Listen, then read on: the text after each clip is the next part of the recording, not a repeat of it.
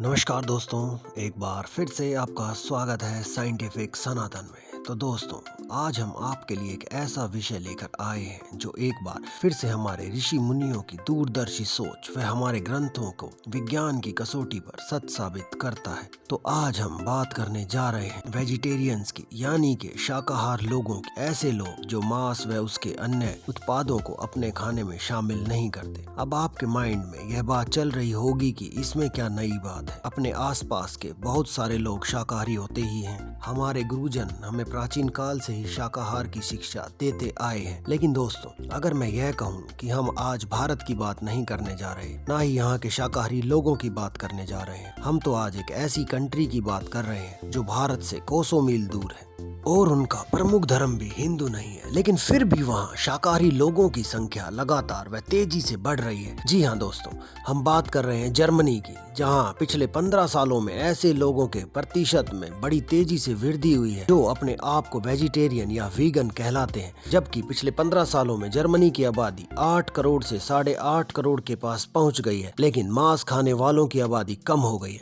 जिसमें 8.12 मिलियन लोग अपने आप को वेजिटेरियन और 1.5 मिलियन लोग अपने आप को वीगन कहते हैं। इन दोनों को जोड़ दिया जाए तो यह करीब 10 मिलियन के पास जाता है। आप सोच सकते हैं, एक ठंडा देश जहां लोग सदियों से मांस खा रहे हैं, वे पिछले 15 साल में बड़ी तेजी से बदल रहे हैं। यह चार्ट पिछले कई साल का डाटा दर्शाता है, जिसमें एक ऐतिहासिक गिरावट बरकरार है। जर्मनी की एक मिंटेल कंपनी, जो कि एक एनालिस्ट कंपनी है, ने एक सर्वे करवाया जिसमें 16 से 24 साल तक के जवान लोगों का डाटा इकट्ठा किया गया, जिसमें पाया गया कि 18% युवा जर्मन मीट के प्रोडक्ट नहीं खरीद रहे या 11% अन्य आयु वर्ग के लोग यही कर रहे हैं। मिंटेल के फूड एंड ड्रिंक एनालिस्ट कात्या विथम का कहना है कि साल दर साल मीट के कंजम्पशन में गिरावट बढ़ रही है। जर्मन सब साफ सुथरा और अलग अलग कैटेगरी के वेजिटेरियन खाने की डिमांड कर रहे हैं। युवा पीढ़ी इस बढ़ती हुई प्रवृत्ति का संचालन कर रही है, जो कि एक अच्छी बात है, क्योंकि ये ही वो युवा हैं जिनकी सोच आने वाले समय में देश को चलाएगी। वैसे जर्मन के कुछ फेमस लोग भी हैं जो वेजिटेरियन रहे हैं या हैं, जिनमें एल्बर्ट आइंस्टाइन। उन्होंने तो अपनी मौत से 3 वर्ष पहले यहाँ तक लिख दिया था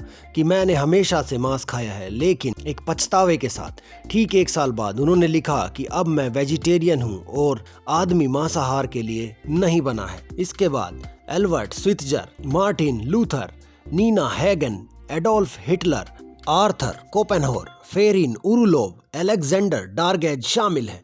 मिंटेल की रिपोर्ट के अनुसार 2016 से 2023 मात्र 7 वर्षों में ही यह आबादी दोगुनी हो गई, जिससे 2.6 मिलियन लोग या 3.2% आबादी प्रभावित हुई। जर्मन सरकार के एक हालिया सर्वेक्षण में पाया गया कि 14 से 29 साल के लोग 30 से 44 साल के लोगों की तुलना में पौधे आधारित उत्पाद अधिक खरीद रहे हैं। तो आइए अब जानते हैं कि इसके पीछे क्या कारण हो सकते हैं। तो दोस्तों, हमने रिसर्च में पाया कि किसी भी अन्य देश की तुलना में संस्कृत भाषा का प्रचलन जर्मनी में सबसे ज्यादा बढ़ रहा है। जर्मनी की 14 यूनिवर्सिटीज और 1200 स्कूल में संस्कृत भाषा की नॉलेज दी जा रही है, जिससे इस भाषा को पढ़ने वाले लोगों में प्राकृतिक रूप से भारतीय संस्कृति, भारतीय ग्रंथ आदि को जानने की चाहत बढ़ रही है। और ये स्टूडेंट्स भगवत गीता, रामायण, महाभारत आदि ग्रंथों को पढ़ रहे हैं। इस बात का कोई आधिकारिक आंकड़ा तो उपलब्ध नहीं है, लेकिन जानकार मानते हैं कि यह भी एक कारण हो सकता है कि 16 से 24 आयु वर्ग के,